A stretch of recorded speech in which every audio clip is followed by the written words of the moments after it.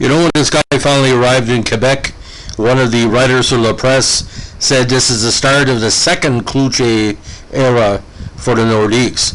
Buddy Cloutier was a big factor in Nordiques back in the 70s and 80s, but when this guy arrived all the way from Buffalo, see, Buffalo had a big connection with Quebec for a number of years, not only the French connection, Bob Sauvé and other key players, Jean-François Sauvé, but when he arrived in Quebec, it came after a very interesting path to the Belle Province.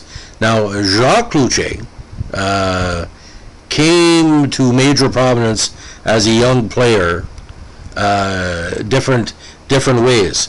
He was eventually selected in the 79 NHL entry draft by the Buffalo Sabres. Now, that 79 draft, he took him 55th overall. He played 3 solid years with Three Rivers, with numbers that had not been seen maybe ever in association. Now, the 78 campaign, he was 46, 17, and 7 in 71 games. But 79, get this, ladies and gentlemen, maybe the best major junior goalie statistics of all time. 58, 8, and 6 with a 3.14 average. Only taken 55th overall in the third round. Now, born in Noranda, I have a lot of connection with Noranda because of the mining towns and my family work up there. Won a ton of major awards in the Q.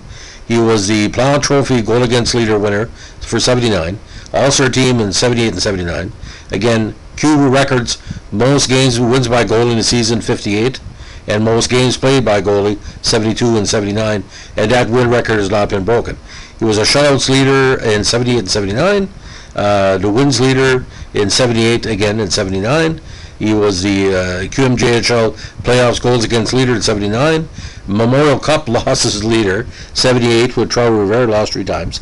He was number 21 prospect entering the 79 draft and number 1 goalie, but who knows why he dropped. Montreal never took him. Toronto never took him. Now, he eventually debuted on December 1981 at Quebec, ironically, and eventually won 2 Stanley Cups in 96 and 2001 assistant coach. Buffalo wasn't strong enough in the 90s. Now, he did retire in 1994 with an 82, 102, 24 record in 255 starts with a 3.64 average and 3 shutouts. Now, post-retirement, of course, he was named the Quebec organizational goaltending coach in July 94 and then went with the franchise to Colorado and remained there until January 24, 96. He was named a Colorado assistant and remained there for 11 seasons. Now, he did win his first NHL start, making 25 saves in a win against Hartford on December 20, 81. Unfortunately, he lost most of the 82 season with a broken collarbone when he was hit by a slap shot during a shoot-around following a practice. Now, he became the first Buffalo goalie to record a shot on goal when he achieved defeat during the 85 season. Now, he shut out Boston in his first NHL playoff game on April 5th, 89. He also missed parts of the 90 season with a pulled groin, suffered during a Chicago practice, and with a strained left knee, suffered during a Chicago game against Detroit. Now, he missed most of the 90 playoffs with a sprained left knee, and he missed part of the 93 season with sprained left ankle, suffered during Quebec's December 16 game at Montreal. He also had a major injury, missed parts of the 94 season with a pulled back muscle in a game against San Jose, and with a stomach virus late in the season. Now, he was coaching in the Quebec organization when the parent team relocated to Colorado on June 21st, 95. Now, great representative for Team Canada at the Olympics, at the Worlds, won a bronze in 86. Now, he won an AHL Calder Cup in Rochester in 83, member of QMJHL's Hall of Fame in 2004, Rochester America's Hall of Fame in 2000. He made the QMJHL's All-Star third team in his overage year in 1980. He holds a Rochester record, unfortunately. Most losses in one season, 27-81, and most losses in one playoff year, 9-84. He was the Q shutouts leader in 1980.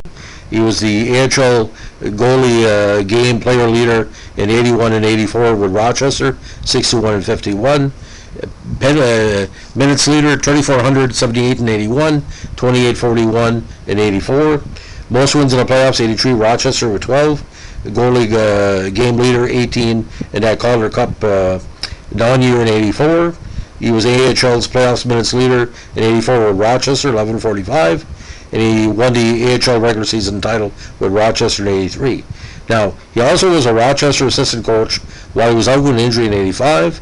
He was also a Cornwall AHL assistant coach and remained there until from '94-'96.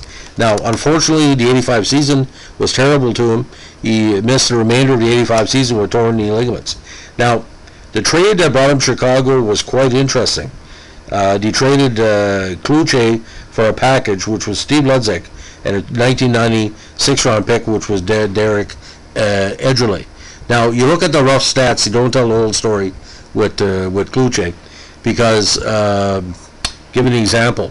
With Tree Rivers, like I said, the totals he put up were just friggin' outstanding. He was averaging, I think he played 167 games, give or take, in 78 and 79. So it didn't even have time for a piss, ladies and gentlemen. First games with Buffalo was 82 with 7, then 25 and 83. 84 was totally in the minors, didn't come up until 85. He played one game, and actually had an assist in that game. 86 played 15 games. 87 unofficial number 1 with 11, 19 and 5 record. Then 88 played 20 games. Back to Rochester for 11 games. Then with Buffalo for 36. 90 the unofficial number 1 in Chicago with 18, 15 and 2 record. 4 playoff games. Then 10 games for Chicago in 91. 15 with Quebec. Lean years in Quebec, 92.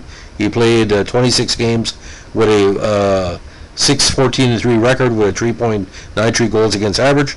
93 he played 3 games with the Nordiques. That wrapped up his career with Quebec in 94. So 82, 102 and 24, 3.64 average, and again that 1990 season was his best in my opinion with Chicago, 18, 15 and 2. But a very, very, like I said, a very durable, very intelligent goalie in a lot of ways. Wasn't the biggest drink of water, 5'7", 155. Now, he was also an assistant coach with the Calgary Flames for quite some time after he was let go by the Avalanche in 2009.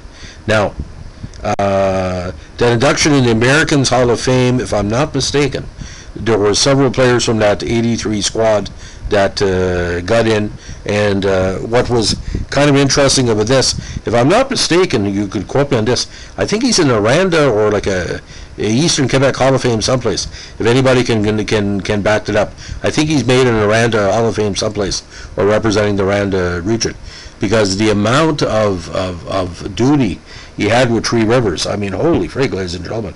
And he put up some good numbers, like in those 4 seasons with Tree Rivers, where it was high scoring, 5.03, 3.48, 3.14, and 4.30.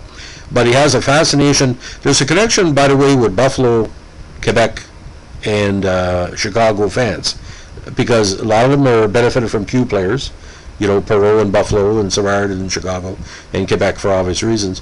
But if you scratch a Buffalo fan, you're going to find a Nordique fan. You scratch deeper and you're going to find a Chicago fan, because they play that fire wagon hockey. So it's not surprising that Jacques Cloutier and Alain Chevalier and even Ron Tugnut and all these players, they were a major junior, workhorse, horses in the minors, and he made it to the pros. Again, people don't talk about it. I want to state that Quebec, Buffalo, and Chicago. Too bad you weren't playing in the same division, because you watch a Denny Savard game against an Nordiques. It was a unique experience.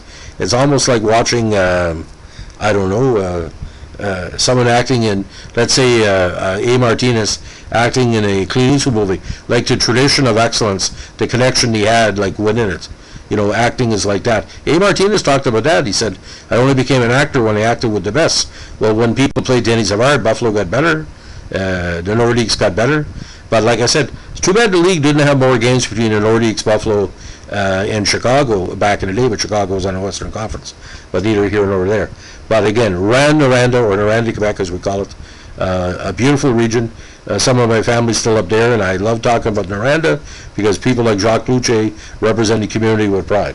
So if you like what we're doing here, give us a like, comment, and subscribe. And don't forget, if you're a Cloutier and you're no former Nordique, your money's no good in Matane and Gaspésie and Westmount and all parts of Quebec. Thanks for listening. Bye.